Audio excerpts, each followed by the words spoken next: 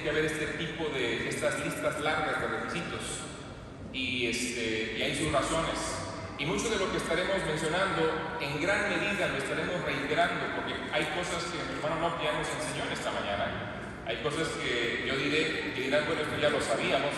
Y el asunto de mencionarlo es traerlo a la memoria, es recordarlo una vez más, es ver la Escritura, lo que dice, y también sus implicaciones en nuestra propia vida. Lo intentaré hacer aquí, porque no iremos exhaustivamente. El manual del Comité de Misiones tiene como 37 páginas. Obviamente no las vamos a ver todas.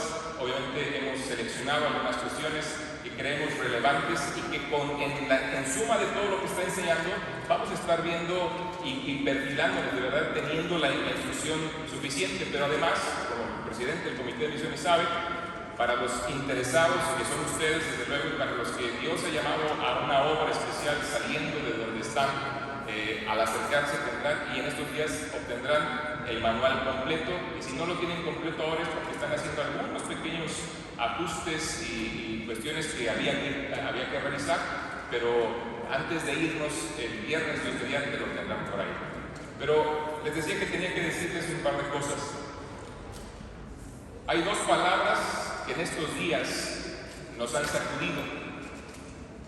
Dos palabras emitidas por un siervo de Dios que hoy no está con nosotros, a quien desde luego agradecemos por su amistad, por su amor, por su trabajo admirable en todos los sentidos, nuestro hermano Héctor Sochivo. Él dijo que esto sirva para despertarnos, y con una fuerza, así lo dijo estando con la mascarilla de oxígeno. Que esto sirva para unirnos, y con una fuerza lo dice, con una convicción que de verdad, decía mi esposa, es que Alfonso, Héctor está mejor que como tú estabas cuando estabas enfermo.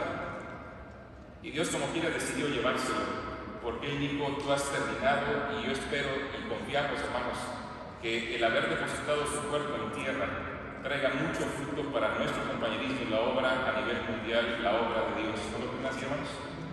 El llamarnos la atención, el recordar que somos frágiles, el entender que no podemos estar de alguna forma dividiéndonos por ideas, por conceptos, sino apoyándonos por lo que Dios nos llamó a hacer, y que es lo que intenta el compañerismo con este tipo de reglamentaciones, como algunos lo quieren llamar. Es un manual. Es un manual donde sí hay requisitos, pero es un manual donde hay también sugerencias, porque no es impositivo, y lo irán viendo. Pero algo más que me llamó la atención, sonriente el hermano, levantándose de la silla para ir a la ambulancia, decía él, si me voy, allá los espero, con la sonrisa que le caracterizaba. Qué bendición tener la certeza de saber a dónde vamos cuando partamos de este mundo, ¿no creen, hermanos? Pero qué bendición más grande que Dios nos ha hecho portadores de esa verdad, consiervos y obreros del Señor, para llevar esa verdad hasta lo último de la tierra, para llevar esperanza al mundo, porque de eso se trata misiones, porque de eso se trata la misión de la iglesia. Hablamos de obra misionera, hablamos de hacer misiones, pero lo reiteraré 1000 veces. La misión de la iglesia es misiones, hermanos. La misión de la iglesia es misiones. Y por eso Enoch nos decía acertadísimamente en esta mañana, es que, pastor misionero, hacemos lo mismo, tal vez en etapas diferentes, pero lo que estamos haciendo es lo mismo. Hacer discípulos, llevándoles el evangelio, ayudándolos a crecer, una vez que están nutridos y que Dios los llama, lanzándolos a la obra misionera, y el círculo no se cierra, porque es un círculo virtuoso que está generándose y que está alimentándose todo el tiempo. La obra no termina, mis hermanos. La idea no es ganar a alguien y que llegue a la iglesia. La idea es que ese que ganamos, que Dios gana y alcanza con su gracia y el poder de su palabra, esa persona será edificada, esa persona crecerá y esa persona responderá a lo que Dios quiere para su vida, llevando el evangelio cerca, lejos o donde Dios quiera, para reproducirse y hacer lo mismo que pasó en su propia iglesia. Pero tenemos que tener esa visión desde el mero inicio. Tenemos que pensar en la iglesia no solamente como el lugar donde nos reunimos y el lugar que tiene que crecer, no como el lugar que catapulta a aquellos que han sido alcanzados, a aquellos que han sido transformados, a aquellos que han sido equipados y a aquellos que han sido comisionados para ir a hacer la obra en otras partes. En el manual de misiones hay algo que me llamó mucho la atención cuando lo estuve revisando y leyendo. Se introduce con la historia de nuestro compañerismo. Ahora, cuando lo lean, yo sé que habrá algunos que digan, les faltó esto, les faltó aquello. Hermanos, la historia, obviamente, ciertamente, no se puede dar todos los detalles de lo que ha ocurrido ni poner todos los nombres. Qué bueno que Dios sí tiene todos esos nombres y esos hechos registrados, y Él dará la recompensa conforme a lo que Él sabe, desde luego. Pero la Biblia nos despierta. La Biblia dice que tenemos que despertarnos, y para despertarnos tenemos que recordar lo que Dios ha hecho. Recordar lo que Dios ha hecho en nuestras vidas. En Romanos 15 nos habla claramente que las cosas escritas, 15:4, están para que nosotros, al conocerlas, sirvan para que nos den esperanza. Cuando vemos ese libro de los Hechos que analizamos y que hemos visto una y otra vez, vemos sí ese modelo, vemos lo que Dios hizo en el pasado y lo que Dios puede hacer con cualquier persona en nuestro presente y en nuestro futuro. El apóstol Pedro decía, por eso yo no dejaré de recordaros siempre estas cosas, aunque vosotros las sepáis y estéis confirmados en la verdad presente. Concretamente, Dios desde luego espera que tú y yo no solamente recordemos de dónde nos sacó, recordemos cómo nos sacó de donde nos sacó, y recordemos también que aún hay un mundo allá afuera que está perdido y requiere entender el mismo mensaje que tú y yo hemos recibido. El 19 de junio de 1950, 71 años prácticamente, 71 años hace, se organizó lo que se le puso el nombre como Compañerismo Bautista del Golfo.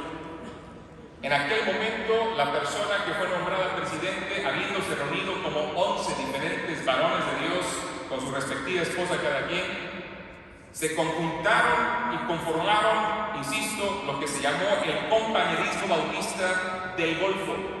No es que no fueran bíblicos, sí lo eran desde luego, pero después el nombre se desarrolló un poquito más. Y el primer presidente fue aquella persona que muchos de nosotros conocemos y que agradecemos a Dios por su presencia en nuestro país, el hermano Harold DeWillis, que ya también nuestro hermano mencionó rápidamente por la mañana. Harold DeWillis Bryson. Ahora, estaba revisando el acta, porque existe el acta de aquel momento. ¿Alguno de ustedes la ha visto? O al menos el facsímil. Ahora, si quiere verlo, está todavía en la web, Pueden encontrar la tribuna bautista que se dictaba hace años, donde nuestros hermanos Jorge Lomelí y el hermano Vaqués hicieron un trabajo de investigación y nos pusieron ahí el acta, el facsímil del acta original de aquel momento, donde nace lo que hoy es el Compañerismo Bautista Bíblico de México. Bueno, me llamó la atención lo que decía en su propósito. Se los leo nada más. El propósito del compañerismo era este. El fin de esta reunión es tener una reunión de carácter formal, con el fin de formar un compañerismo de iglesias y obreros, y estudiar planes para el extendimiento de la obra de nuestro Señor Jesucristo. Estudiar planes para el extendimiento de la obra de nuestro Señor Jesucristo. ¿No es lo que hemos estado haciendo el día de hoy, hermanos? ¿No es lo que estamos recordando? Lo que Dios nos dice en su palabra y lo que debería ser nuestros lineamientos para que podamos desarrollar planes para seguir haciendo la obra de nuestro Dios, la obra de nuestro Señor Jesucristo. Ahora, ayúdenme. Hagan un poquito memoria de aquel hombre de Dios. ¿Qué recuerdas del hermano Harold DeWillis que tenía eso en mente? Ayúdenme un momentito, así rapidito, para que no se me duerman, ¿verdad? No voy a tardar ni 2 horas, no se preocupen. La broma de siempre, ¿no? ¿De dónde venía el hermano Harold DeWillis? De Chiapas, México, hermanos. ¿De dónde, hermanos? De los Estados Unidos, y venía particularmente enviado, si no me equivoco, de Kansas City, de la iglesia bautista de Kansas City, Missouri, en los Estados Unidos. Es más, él llegó y todavía no existía el compañerismo de los Estados Unidos, se formó como compañerismo después que él ya había llegado acá. Interesante, ¿no? Interesante. Ahora, ¿qué más qué hizo el hermano por ahí? Fue cautivado por una mexicana. ¿Se acuerdan del nombre de su hermano? ella sigue sirviendo al Señor en la Ciudad de México. Su hermana Conchita, perdón, hermanos.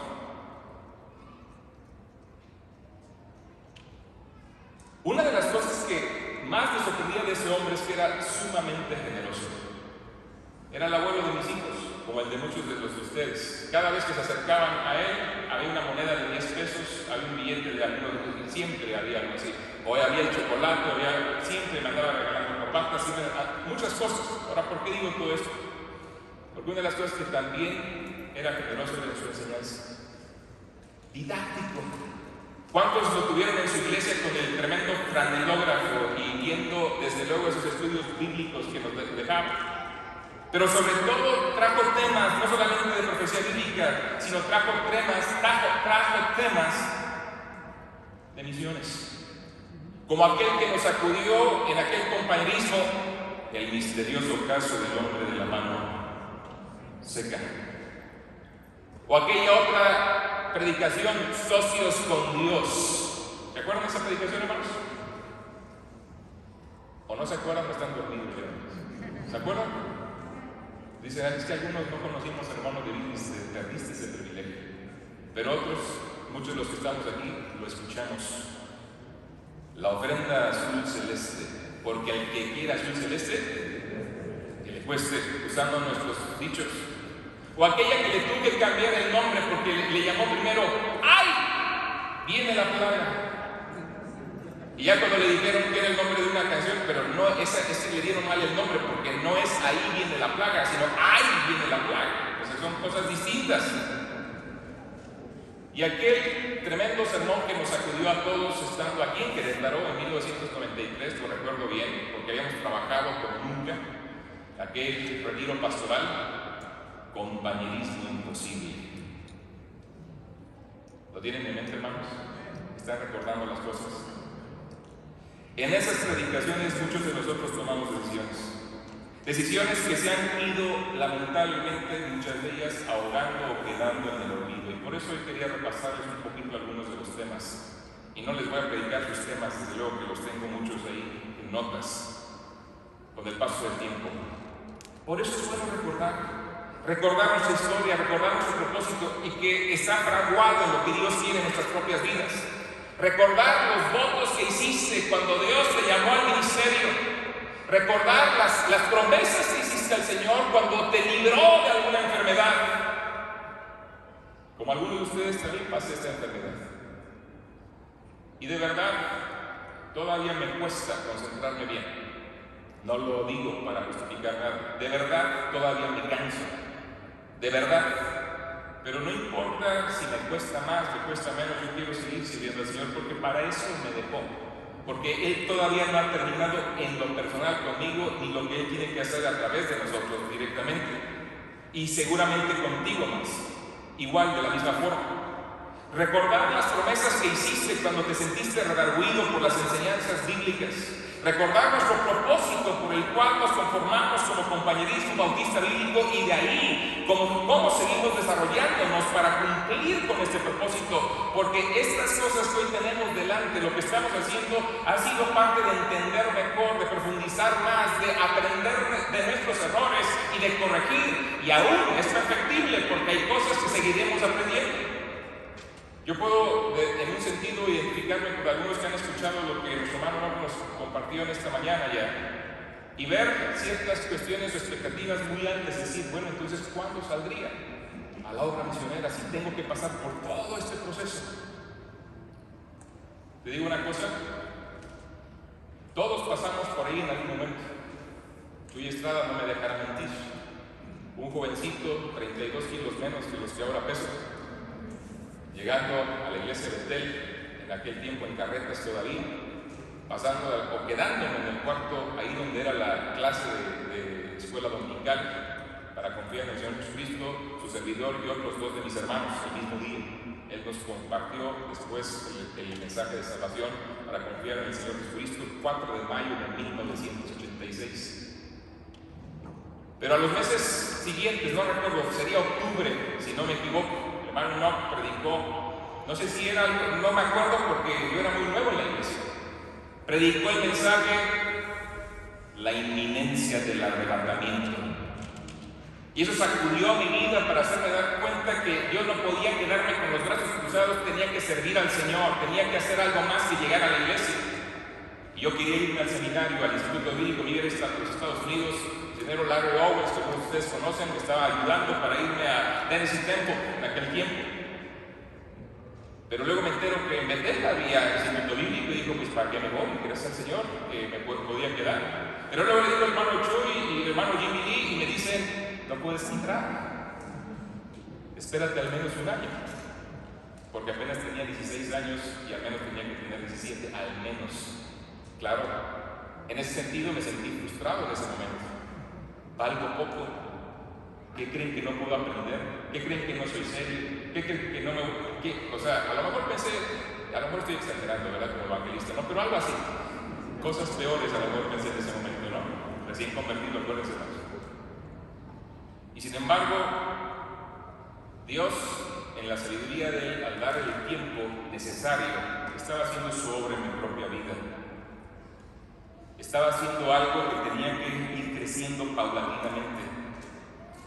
Lo que estamos haciendo es ir ajustando cosas para poder hacer la obra más excelente, y seguramente en el tiempo tendremos que ir ajustando otras tantas al entender otras cosas que iremos aprendiendo, porque ciertamente nadie iniciamos este sendero sabiendo todas las cosas, y es necesario ir entendiéndolas, y cuando las entiendes y Dios te muestra en su palabra con claridad las cosas, tienes el compromiso de vivir conforme a ella y no dejarlo a un lado. Ahora, el Compañerismo Bautista Bíblico de México, el Comité de Misiones, está para ayudarnos los unos a los otros. Ayudarnos, no estorbarnos los unos a los otros. Esto es lo que distingue a la iglesia con sus diferentes expresiones en el Nuevo Testamento: amados los unos a los otros, perdonando los unos a los otros, exhortando los unos a los otros, ayudándoos de la ayuda mutua. No os olvidéis, decía el autor de Hebreos, ayudando los unos a los otros. Y eso es lo que debe distinguirnos siempre. Ahora, ¿por qué los lineamientos? ¿Por qué, pues, hermanos, somos pastores, no hay confianza? ¿Por qué, hermanos, que somos del mismo equipo, no hay confianza? ¿A quién se le ocurrieron estos lineamientos? ¿De dónde los sacaron? He escuchado algunas preguntas como esas, ¿no? Hermanos, es imperativo que entendamos que tenemos que identificarnos en muchas áreas. Una de ellas es doctrina. Parte de los lineamientos tiene que ver con que nos identifiquemos claramente con doctrina. Otra es propósito. Y a veces se nos olvida el propósito, y por eso es bueno recordar y retomar y decir, vamos adelante, nos hemos desviado un poquito, ese no era el propósito. De repente pensamos, y qué bueno que lo ha aclarado Enoch, es que el compañerismo no envía misioneros, el compañerismo nos ayudamos nosotros para enviar, que la iglesia envíe sus misioneros y los demás estar ayudando para contribuir y ser parte, el privilegio de ser también parte. Nuestro propósito, no solamente identificarnos en doctrina, propósito, sino también en organización. Ahora, como pastor, seguramente a tu iglesia de repente llegan personas de otros grupos. Y si seguramente lo que hemos hecho en nuestro compañerismo no ha sido perfecto todo, y por eso hay que corregir.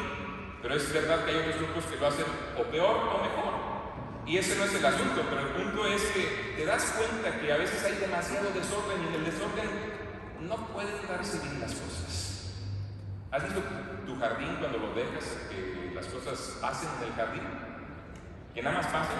Marichuy sabe bien de plantas, mi esposa dice que sabe mucho de plantas y que ya por eso la puso de amiga, o como dicen en España, ¿verdad? My best friend, como dicen en la voz, algo así. Mi very, very, very best friend, ahí le puso en el contacto para preguntarle todo de las plantas que mi hermana mi esposa es hábil en dejar morir las plantas. No es cierto, ya está de verdad aprendiendo eso. Pero cuando los dejas sin cuidado, vas al jardín después de varios meses y te das cuenta que han invadido ciertas especies o ciertas hiedras o ciertas cosas que no deberían estar ahí. Y en ese desorden, lo que debería estar creciendo no crece.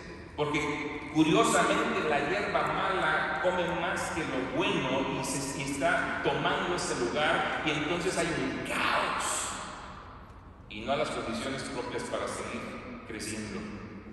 Somos colaboradores, hermanos. Pero déjame decirte algo más. ¿Por qué los reglamentos? ¿Por qué esto? Porque somos corresponsables. ¿Sí, hermano?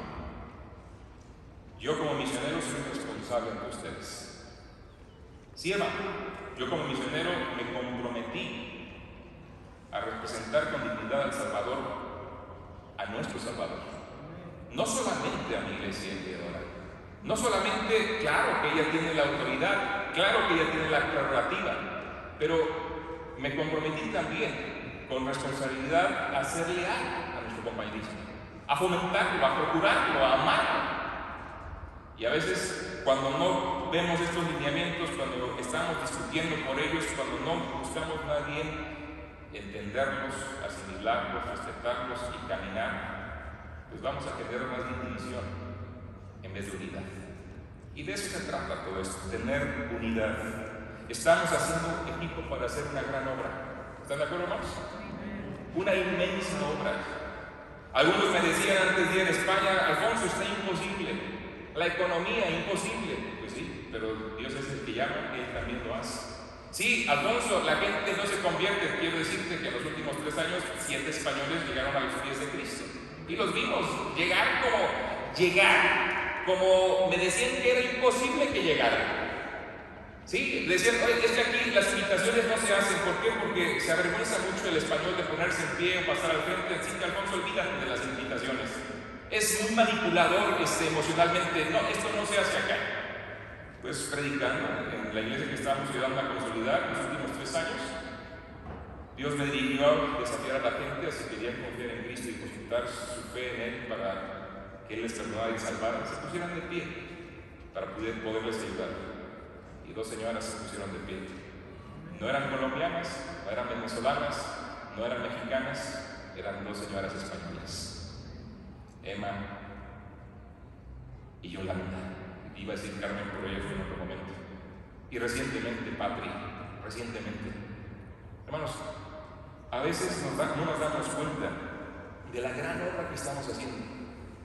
España es uno de los países menos evangelizados y ustedes son parte de esa gran obra porque son parte del compañerismo, porque están orando, porque están respaldándonos, y que uno podría decir nos falta mucho, nos falta poco en cuestión al sostenimiento, pero la realidad es esta: el gran esfuerzo que están haciendo, Dios lo ha multiplicado y ha traído otros para poder seguir adelante.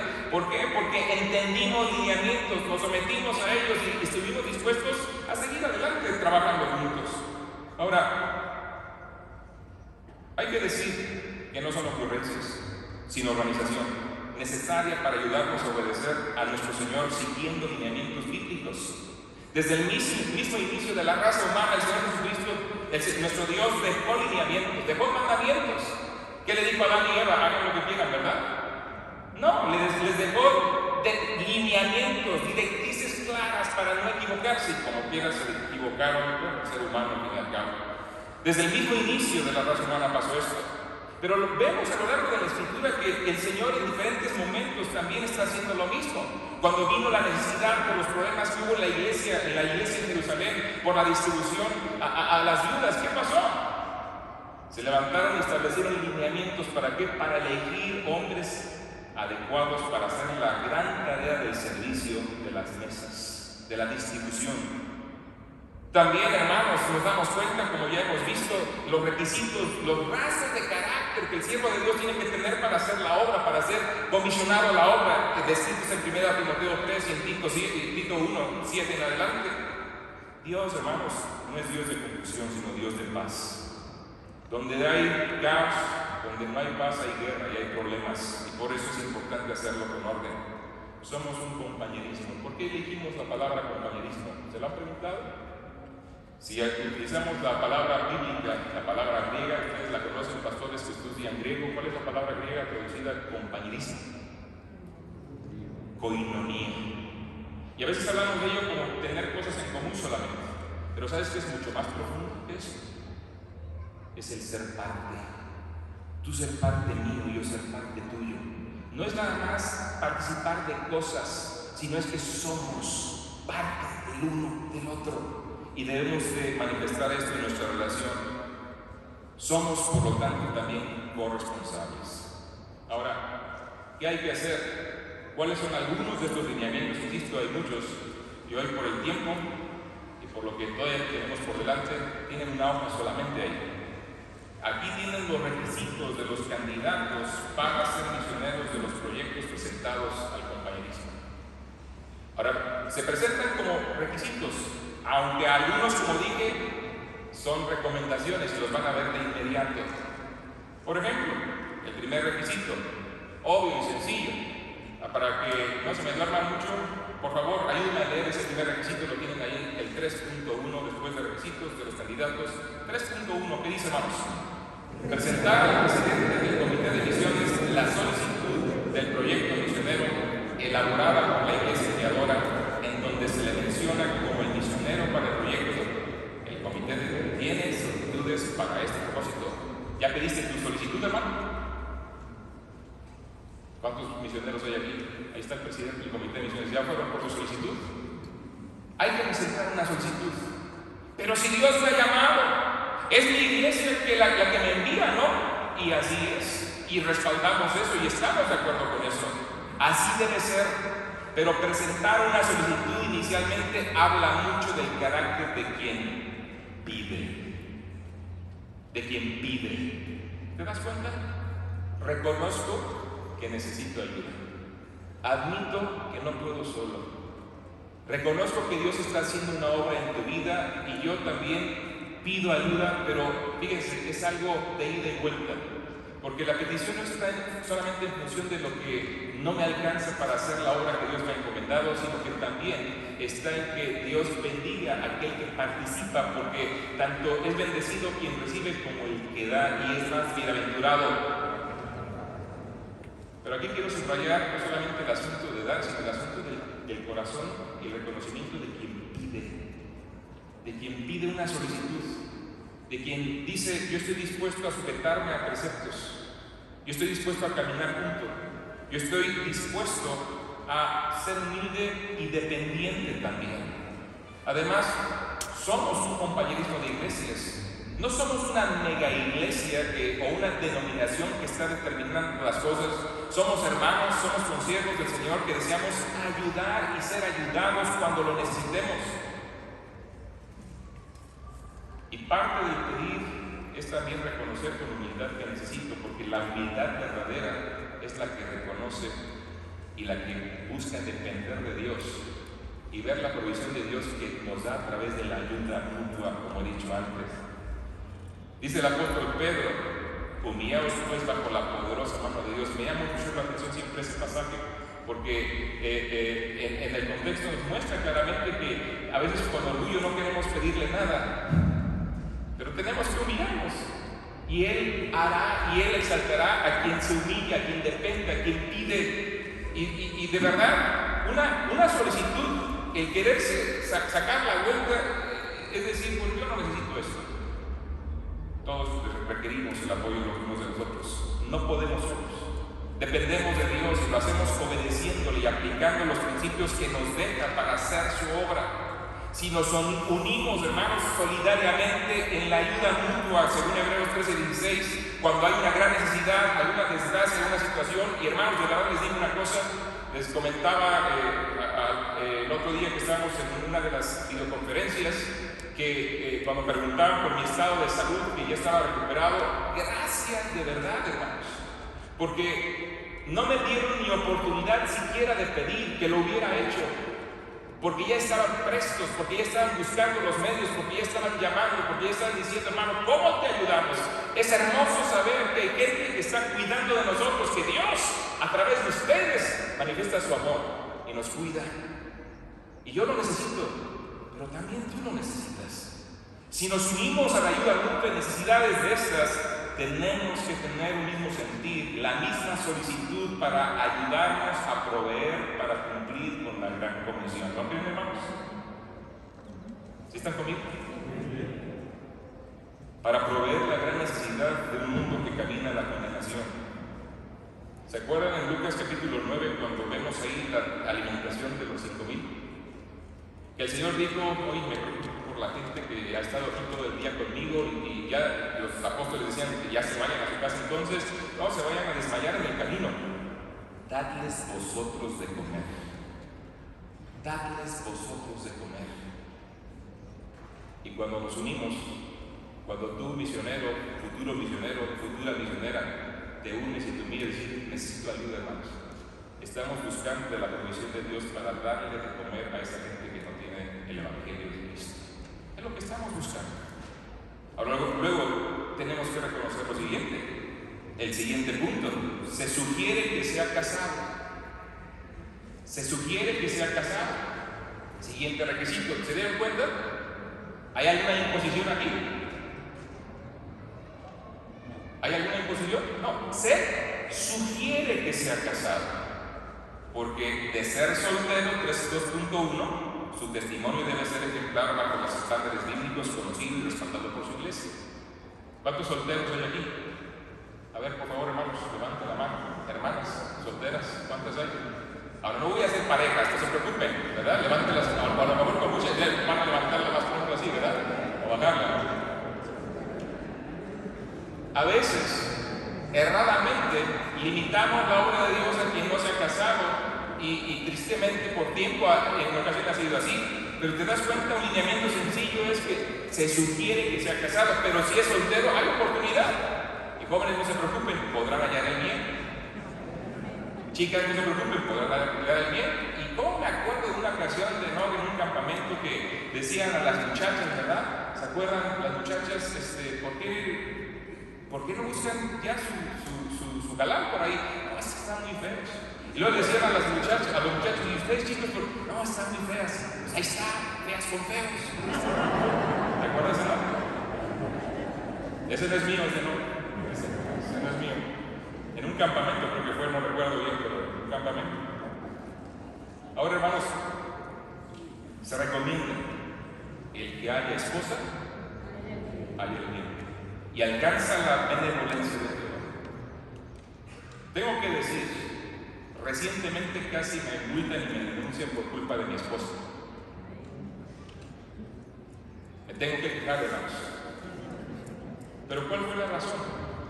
Me estaba acompañando para hacer la obra del ministerio. Ahora con todo el tema de la pandemia ahí en España, había muchas limitantes. Hay muchas limitantes, muchos problemas, no podíamos salir de nuestra comunidad autónoma, no podíamos ir a otras partes. Entonces una hermana se puso muy mal, que vive en otra comunidad autónoma y necesitaba ir al hospital, no tenían coche, no tiene manera de llegar, y dije, ¿sabes qué? Vamos a llevarnos.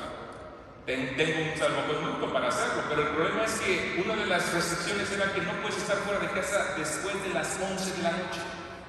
Y fuimos a las 7 pensando que iba a ser suficiente tiempo para poder ir al hospital y regresar. Pero eran la 1:30 de la madrugada y apenas veníamos de regreso. Se prolongó eso, ustedes saben los hospitales cómo son. Y yo le dije a Laura, seguramente la primera patrulla, el primer control nos van a detener.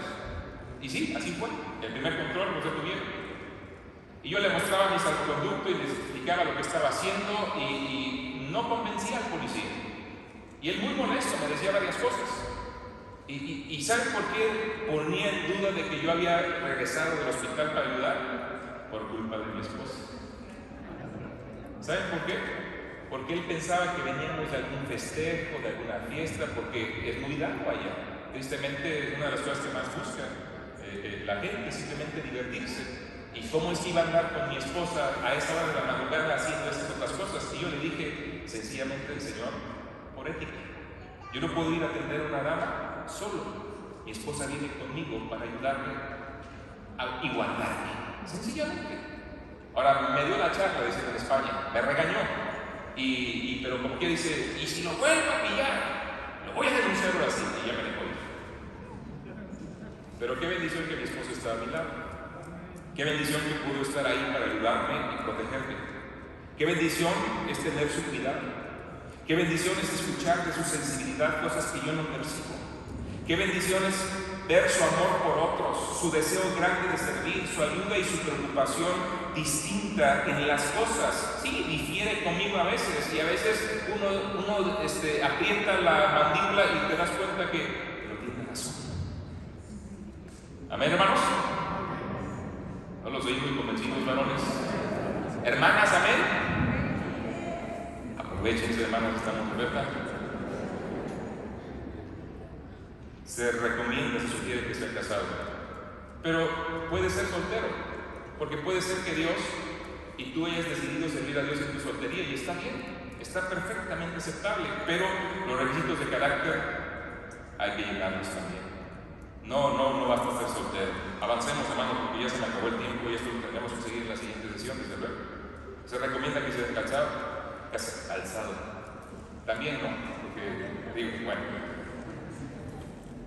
3.3. Y hermanos, no voy a entrar en detalles, pero lean, esto es para estudiarse.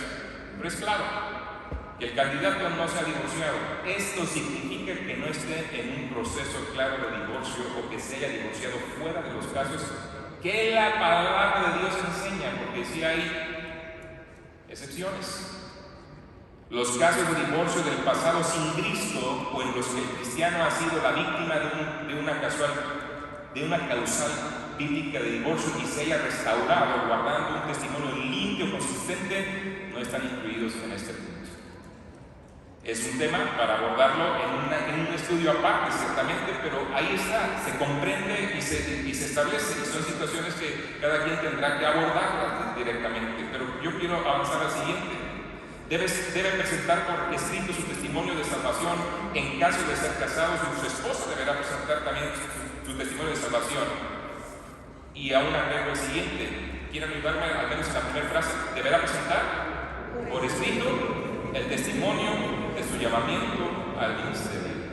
En caso de ser casado, su esposa deberá también presentar por escrito el testimonio de llamamiento al ministerio o un escrito de apoyo al llamamiento de su esposo.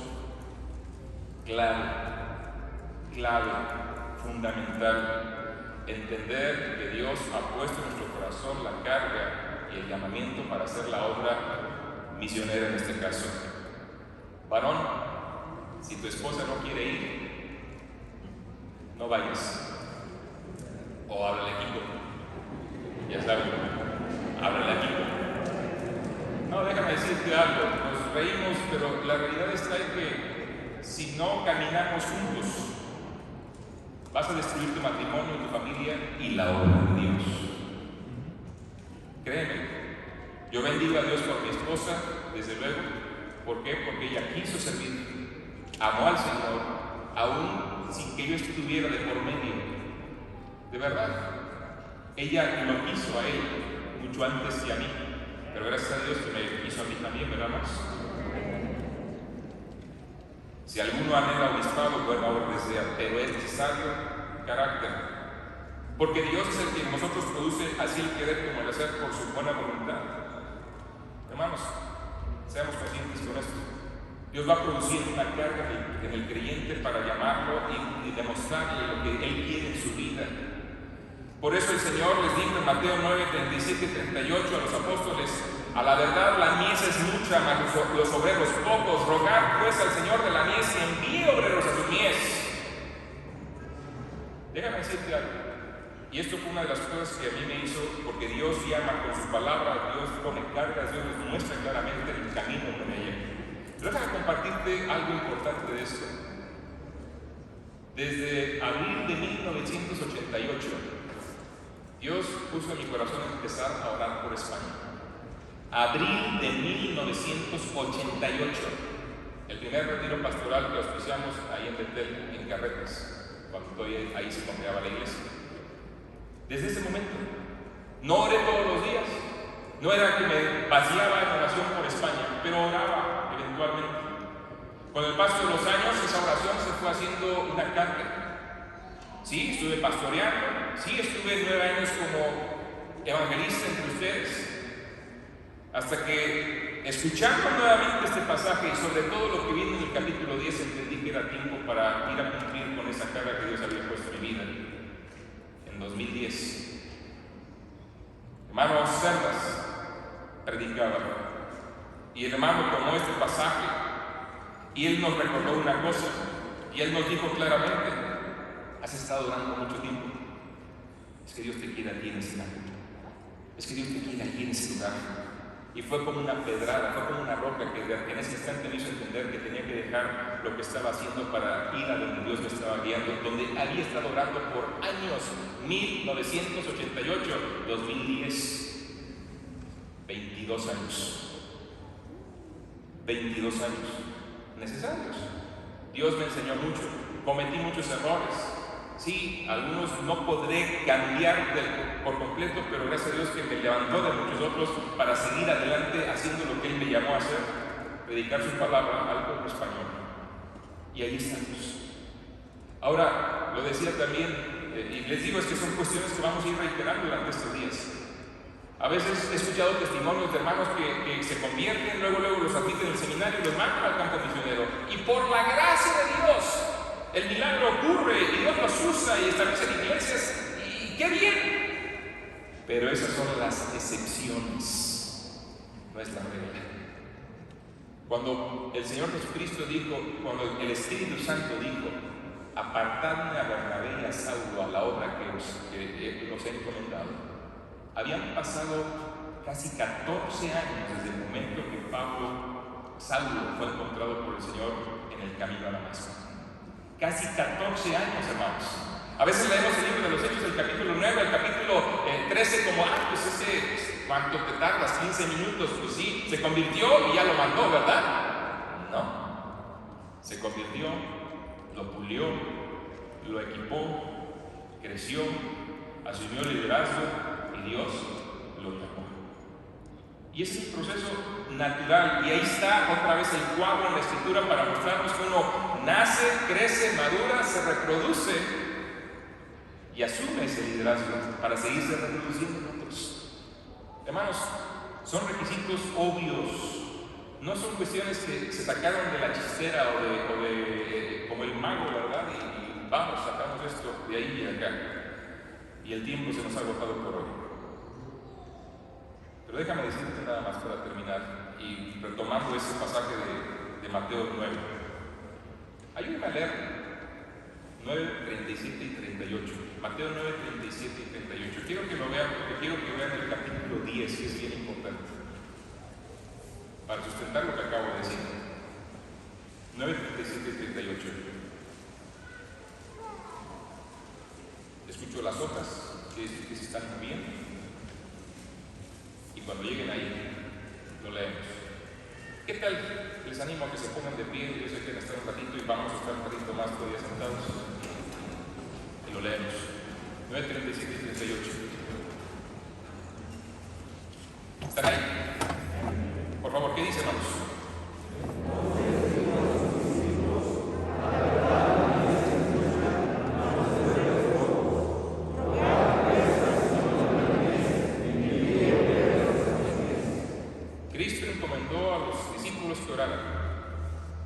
Y el capítulo 10 inicia.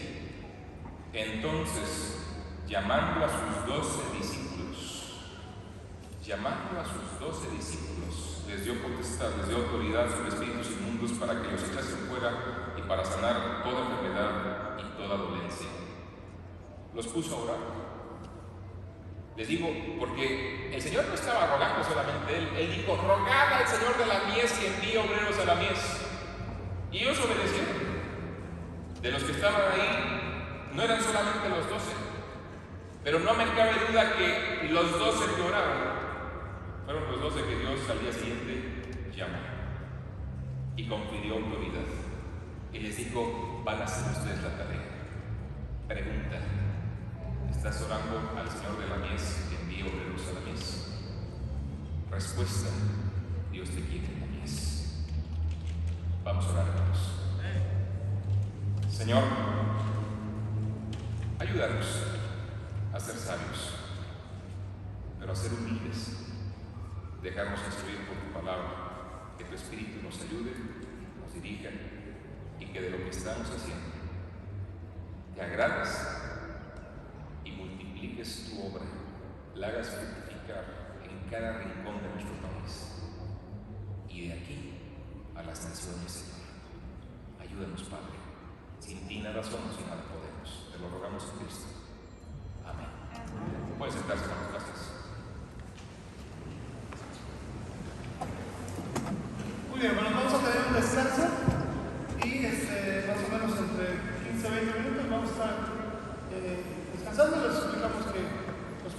levantarse, pueden ir a hacer alguna actividad en la parte de